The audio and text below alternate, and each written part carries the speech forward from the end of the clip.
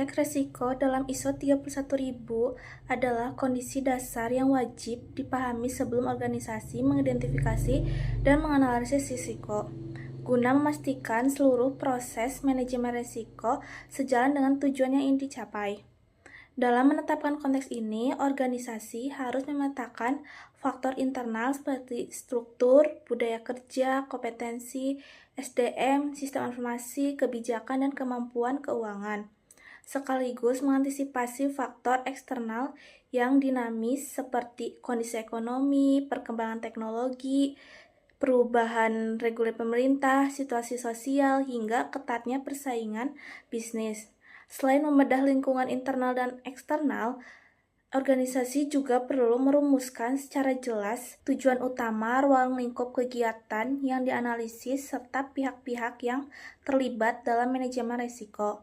Sebagai contoh nyata, ketika sebuah bank syariah berkomitmen untuk meningkatkan jumlah nasabahnya, manajemen harus cermat mempertimbangkan aspek keamanan data nasabah, kualitas pelayanan, dan peta persaingan dengan bank lain sebagai bagian dari konteks risiko mereka.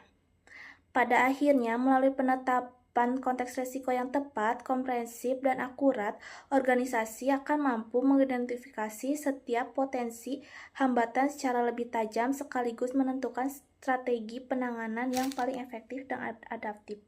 Proses manajemen risiko berdasarkan ISO 31000-2018. ISO 31000-2018 merupakan standar internasional yang memberikan pedoman bagi organisasi dalam mengelola risiko.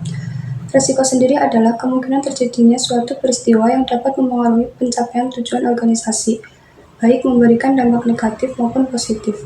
Manajemen risiko sangat penting karena setiap organisasi pasti menghadapi berbagai ketidakpastian, misalnya risiko kerugian keuangan, kesalahan operasional, gangguan teknologi, hingga perubahan regulasi. Jika risiko tersebut tidak dikelola dengan baik, maka dapat menghambat pencapaian tujuan organisasi. Menurut ISO 31000-2018, proses manajemen risiko terdiri dari beberapa tahapan yang saling berkaitan. Tahapan tersebut meliputi komunikasi dan konsultasi, penetapan ruang lingkup dan konteks, penilaian risiko, perlakuan risiko, pemantauan dan penindakan, serta pencatatan dan pelaporan. Komunikasi dan konsultasi dilakukan untuk melibatkan pihak-pihak yang berkepentingan dalam proses pengambilan keputusan. Selanjutnya, organisasi menetapkan konteks agar memahami lingkungan yang dihadapi. Setelah itu, dilakukan penilaian risiko yang mencakup identifikasi, analisis, dan evaluasi risiko. Kemudian, organisasi menentukan perlakuan risiko yang paling tepat seperti menghindari risiko, mengurangi risiko, memindahkan risiko kepada pihak lain, atau menerima risiko tersebut. Setelah tindakan dilakukan, organisasi harus memantau dan mengevaluasi efektivitas pengelolaan risiko. Dengan menerapkan ISO 31000-2018, organisasi dapat meningkatkan kualitas pengambilan keputusan, mengurangi potensi kerugian, meningkatkan efisiensi kerja, dan menciptakan nilai tambah bagi seluruh pihak yang berkepentingan. Selanjutnya, saya akan menjelaskan mengenai kriteria stakeholder dalam manajemen risiko. Nah, stakeholder adalah individu, kelompok, ataupun organisasi yang dapat memengaruhi ataupun dipengaruhi oleh aktivitas organisasi. Nah, stakeholder memiliki peran penting karena keberhasilan suatu organisasi tidak hanya ditentukan oleh manajemen, tetapi juga oleh hubungan dengan berbagai pihak yang berkepentingan. Contoh stakeholder antara lain ada pelanggan, karyawan, investor, pemasok, pemerintah, mitra bisnis, dan masyarakat. Masing-masing stakeholder juga memiliki kebutuhan dan harapan yang berbeda-beda. Dalam manajemen risiko, organisasi harus mengidentifikasi siapa saja stakeholder yang relevan dan memahami harapan mereka. Hal ini penting karena kegagalan memenuhi harapan stakeholder dapat menimbulkan risiko bagi organisasi. Sebagai contoh, ada pelanggan yang mengharapkan pelayanan yang cepat dan aman. Jika pelayanan buruk, pelanggan dapat beralih ke perusahaan lain. Nah, investor mengharapkan keuntungan dan stabilitas usaha. Jika perusahaan mengalami kerugian besar, investor dapat menarik investasinya. Pemerintah sebagai stakeholder juga mengharapkan organisasi mematuhi peraturan yang berlaku. Pelanggaran terhadap regulasi dapat menyebabkan sanksi maupun kerugian reputasi. Oleh karena itu, organisasi perlu melakukan komunikasi dan konsultasi secara aktif dengan stakeholder. Informasi yang diperoleh dari stakeholder dapat membantu organisasi mengidentifikasi risiko yang mungkin belum terdeteksi sebelumnya.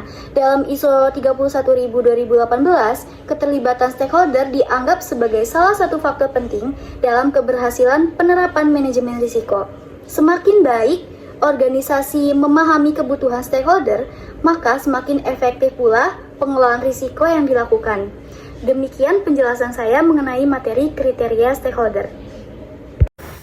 Lalu yang selanjutnya yaitu ada kriteria risiko dan kriteria dampak.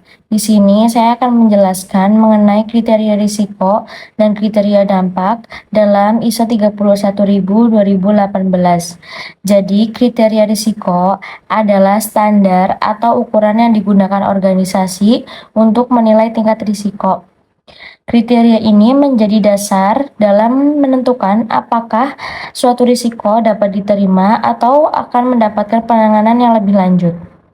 Penetapan kriteria risiko biasanya mempertimbangkan tujuan organisasi, peraturan yang berlaku, kapasitas organisasi, serta harapan stakeholder. Dengan adanya kriteria yang jelas, organisasi dapat menentukan prioritas dalam mengelola risiko. Dalam menilai risiko, terdapat dua aspek utama yang perlu diperhatikan, yaitu kemungkinan terjadinya risiko atau besarnya dampak yang ditimbulkan. Jadi, semakin tinggi kemungkinan dan dampaknya, maka semakin tinggi pula tingkat risikonya. Selanjutnya adalah kriteria dampak.